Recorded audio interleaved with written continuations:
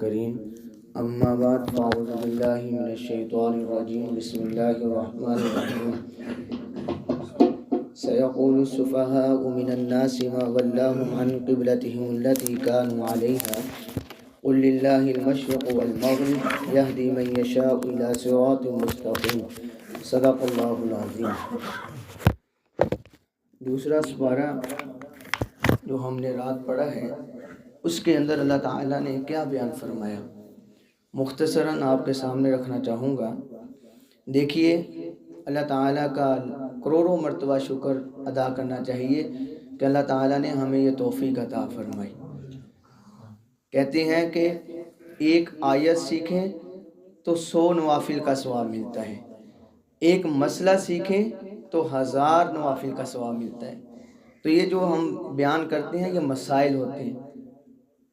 تو اس میں اللہ تعالیٰ نے دوسرے پارے کے شروع میں تحویل قبلے کا حکم بیان فرمایا کہ قبلے کا جو تحویل قبلے کا مطلب کیا ہے۔ فرمایا کہ جس طرف رخ کر کے اللہ کی عبادت کی جائے اس کو تحویل قبلہ کہا جاتا ہے۔ رسول اللہ صلی اللہ علیہ وسلم جب مدینہ منورہ میں تشریف لائے تو آپ صلی اللہ علیہ وسلم کو حکم ہوا کہ آپ بیت المقدس کی طرف منہ کر کے نماز پڑھیں۔ تو آپ صلی اللہ علیہ وسلم نے 16 یا 17 ماہ بیت المقدس کی طرف منہ کر کے نماز پڑھی۔ اس کے بعد نماز پڑھ رہے تھے تو حکم ہوا کہ آپ بیت اللہ کی طرف رخ کر لیں۔ تو آپ صلی اللہ علیہ وسلم اور صحابہ اکرام نے بیت اللہ کی طرف منہ کر کے نماز پڑھی۔ اس وقت سے لے کر اب قیامت تک مسلمانوں کا جو قبلہ ہوگا وہ بیت اللہ ہوگا۔ اور اسی طرح سوال یہ پیدا ہوتا ہے، اور یہ یہودی اور نصارہ نے اعتراض بھی کیا، سیقول السفہاء من الناس ما ولاهم عن قبلتهم التي، وہ کہنے لگے کہ اللہ تو ہر سمت موجود ہے، مشرق میں بھی اللہ ہے، ہمارا عقیدہ ہے کہ نہیں؟ مشرق میں بھی اللہ ہے، مغرب میں بھی اللہ ہے، شمال میں بھی اللہ ہے، جنوب میں بھی اللہ ہے، اوپر بھی اللہ ہے، نیچے بھی اللہ ہے۔ جب ہر طرف اللہ موجود ہے پھر ایک طرف منہ کر کے نماز پڑھنے کا مقصد کیا ہے؟ تو یہ ان کا اعتراض ہے۔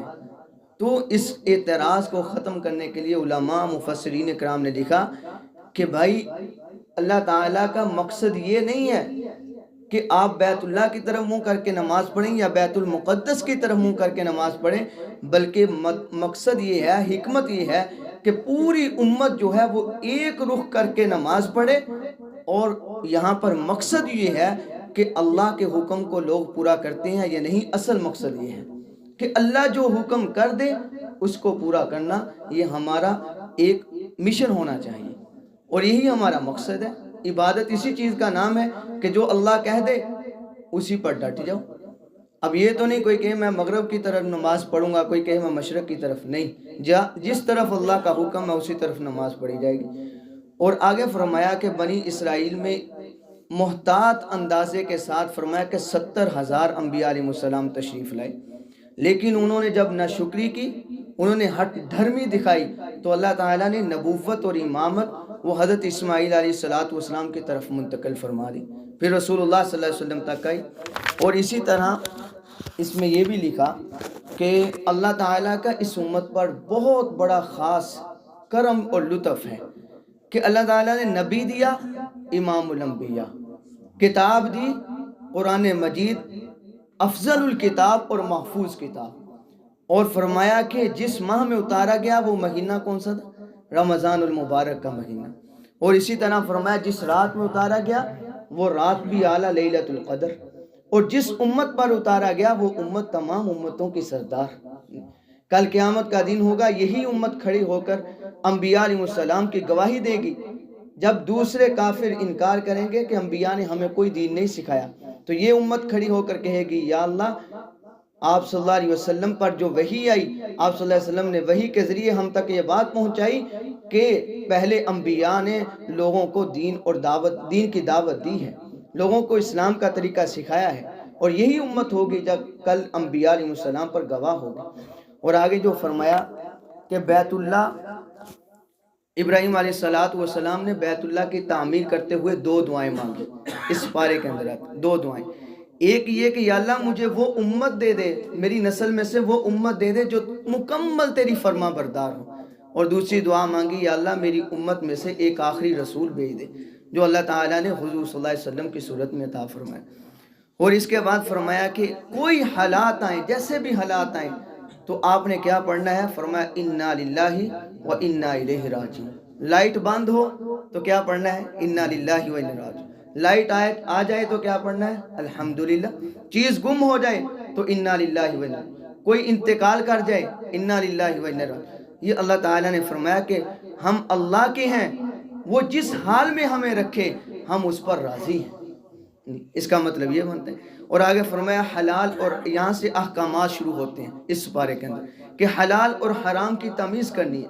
اب یہ ہے یا ایھا الناس کلوا مما فی الارض، فرمایا کہ دو چیزوں سے بچنا ہے۔ ایک شیطان جو ہے وہ دو چیزوں سے کھیلتا ہے انسان کے ساتھ، ایک حرام کھانا کھلاتا ہے یا پھر منع کردہ چیزیں جو ہیں ان کی طرف انسان کو راغب کرتا ہے۔ اب یہاں پر اللہ تعالیٰ لے کر ہے حلالاً طیبا، دو لفظ لے کر ہے، یا تو کہہ سکتے تھے حلالاً، اب حلال بھی ہے طیب بھی ہے۔ اس کا مطلب کیا ہے؟ فرمایا کہ یہ مرغی ہے نا، مرغی ویسے تو حلال ہے، اب کوئی اس کو چوری اٹھا لے وہ کہے کہ یہ تو حلال ہے میں کھا سکتا ہوں، لیکن نہیں، اللہ نے ساتھ ایک لفظ لگا دیا طیباً، وہ پاک بھی ہونا چاہیے مال۔ یہ نہیں ہے کہ وہ حلال ہے، اٹھائی بکرا ہے کسی کا چوری کیا کھانا شروع کر دیا، کوئی پوچھے تو کہا حلال ہے، نہیں، حلال کے ساتھ طیب بھی ہونا چاہیے، یعنی پاک مال بھی ہونا چاہیے۔ یہ اللہ تعالیٰ یہاں بیان فرما رہے۔ اور حضرت آدم علیہ السلام جو سب سے پہلے انسان ہے، ان کو شیطان نے کہاں سے دھوکہ دیا؟ اللہ تعالیٰ نے فرمایا کہ اس درخت کے قریب نہیں جانا، منع کردہ چیز تھی کہ اس کے پاس نہیں جانا، اس نے اس طرف راغب کر دیا جس کی وجہ سے وہ اس کے جو ہے آمادہ ہو گئے اس کی بات پر۔ اور آگے جو فرمایا قصاص کا حکم، قصاص کسے کہتے ہیں؟ اسی بارے میں اللہ تعالیٰ نے فرمایا قصاص کہتے ہیں بدلہ لینا، کوئی کسی کو ناحق طور پر قتل کر دے، فرمایا پھر اس پر وہ جرم ثابت بھی ہو جائے، اب جو مقتول ہیں ان کو یہ حکم ہے کہ وہ عدالت میں پیش ہوں اور جا کر قصاص کا حکم کریں، قصاص وہ عدالت میں جا کر دائر کروائیں کہ ہمیں قصاص لے کر دیا جائے، اس نے ہمارے بندے کو جان بوجھ کر قتل کیا۔ اور آگے روزے کے احکامات بیان فرمائے، فرمایا کہ پہلی امتوں پر بھی روزے فرض کیے گئے، تم پر بھی روزے فرض کیے گئے۔ یہاں پر ایک بات یاد رکھیں، پہلی امتوں کو اللہ نے روزے دیے، اس امت کو بھی روزے دیے، لیکن اس امت کو اللہ نے جو ماہ رمضان دیا وہ کسی امت کو نصیب نہیں فرمایا، وہ صرف اس امت کو اللہ نے دیا۔ اور روزے کا مقصد کیا ہے؟ فرمایا کہ روزے کا مقصد ہے کہ اللہ کی منع کردہ چیزوں سے رک جانا اور اللہ کے کرنے والی چیزوں، جو اللہ جس چیز کا حکم کرے ان چیزوں پر عمل پیرا ہونا، یہ روزے کا مقصد ہے۔ اور آگے فرمایا لا تاکلوا اموالکم بینکم بالباطل، کسی کا مال ناحق طریقے سے نہ کھاؤ۔ یہ اللہ تعالیٰ روزے کے فوراً بعد لے کر آئے، روزے کے احکام کے بعد یہ حکم لے کر آئے کہ کسی کا مال ناحق طریقے سے نہ کھاؤ۔ کیوں اس لیے لے کر آئے کہ رمضان کے مہینے میں انسان بچتا ہے کہ کسی کا میں مال نہ کھاؤں، کسی کا میں رشوت نہ لوں، کسی سے میں دھوکہ نہ کروں۔ اللہ فرماتے ہیں جس طرح رمضان میں بچتا تھا اسی طرح پوری زندگی بچ کر دکھا کہ کسی کا مال ناحق طریقے سے نہ کھاؤ۔ اور آگے جہاد کا حکم بیان فرمایا۔ جہاد کا حکم کیا ہے؟ فرمایا کہ جہاد وقاتلوا فی سبیل اللہ، اللہ کے راستے میں جنگ کرنا، اللہ کے راستے میں جہاد کرنا، لڑنا۔ اور اس کا مقصد کیا ہے؟ فرمایا کہ معاشرے سے فتنے اور فساد کو ختم کرنا اور اسلام کا غلبہ کرنا، یہ اصل مقصد ہے، اور یہی انبیاء علیہ السلام اور ان کے ماننے والوں کا طریقہ ہے۔ اور صدقہ و خیرات کا حکم بیان فرمایا، اس میں اللہ نے دو چیزیں بیان فرمائی، وَأَنفِقُوا فِي سَبِيلِ اللَّهِ، اللہ کے راستے میں خرچ کرو، وَلَا تُلْقُوا بِأَيْدِيكُمْ إِلَى التَّهْلُكَةِ، فرمایا اپنے آپ کو ہلاکت میں نہ ڈالو۔ اس کا کیا مطلب؟ فرمایا کہ اللہ کے راستے میں خرچ کرو، جب اللہ کے راستے میں خرچ کرو گے تو اللہ تعالیٰ اللہ سے اور فرمایا کہ جنت سے لوگوں سے قریب ہوتے جاؤ گے، دوزخ سے دور ہوتے جاؤ گے۔ لیکن جب بخیل بنو گے، اللہ نے مال دیا ہوا ہے اب آپ بخیل بن گئے، یا اللہ نے مال دیا ہوا ہے اس کو غلط راستے میں استعمال کیا جا رہا ہے، ایسی چیزوں میں استعمال کیا جا رہا ہے جہاں سے اللہ نے منع کیا، تو فرمایا پھر تم اپنے آپ کو ہلاکت میں ڈالو گے۔ اور آگے فرمایا حج اور عمرے کا حکم، حج اور عمرہ کہ ایک خاص طریقے سے اللہ تعالیٰ کے گھر کے پاس جا کر، جسے حرم شریف کہتے ہیں، وہاں پر جا کر کچھ مناسک ادا کرنا، اسے حج اور عمرہ کہا جاتا ہے۔ اور فرمایا کہ اس کا مطلب کیا ہے، مقصد کیا ہے، کہ اسلام میں جتنی بھی تکالیف آئیں ان کو برداشت کر کے اللہ کے حکم کو پورا کرنا۔ آگے جو اللہ نے اس سپارے کے اندر آخر میں جو بیان فرمایا وہ گھریلو زندگی کے بارے میں بیان فرمایا۔ گھریلو زندگی فرمایا کہ نکاح کا کیا حکم ہے، نکاح کے احکامات، لا تنکحوا المشرکات حتی یؤمن، مسلمان لڑکا وہ مسلمان لڑکی سے نکاح کر سکتے ہیں، یہاں یہ حکم بیان فرمایا۔ اور آگے فرمایا کہ نکاح کا مقصد کیا ہے، نکاح کا مقصد حصول اولاد ہے، اصل مقصد حصول اولاد ہے، اولاد کا حاصل کرنا۔ لیکن یہاں پر ایک مسئلہ بیان فرمایا کہ حالت حیض میں، حالت نفاس میں اپنی عورتوں کے پاس نہ جاؤ۔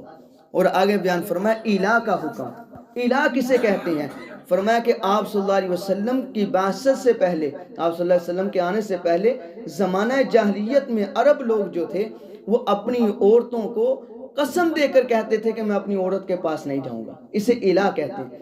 اب جب وہ قسم دیتے تھے کہ میں اس کے پاس نہ جاؤں گا، جو عورت تھی وہ بیچاری درمیان میں پھنس جاتی تھی، نہ وہ آگے کہیں جا سکتی تھی، نہ یہ جو شوہر تھا یہ اس کو بیوی جیسے حقوق دیتا تھا۔